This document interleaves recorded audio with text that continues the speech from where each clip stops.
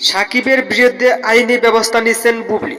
Hello viewers, বিস্তারিত জানতে চ্যানেলটি সাবস্ক্রাইব করে সম্পূর্ণ ভিডিওটি দেখতে থাকুন। সুপ্রিয় দর্শক, ঢাকাই সিনেমার অন্যতম ব্যস্ত অভিনেতা ও অভিনেত্রী সাকিব বুবলি এই জুটি দাম্পত্য জীবনে একে অন্যের সাথে জুটি বেঁধেছিলেন তারা।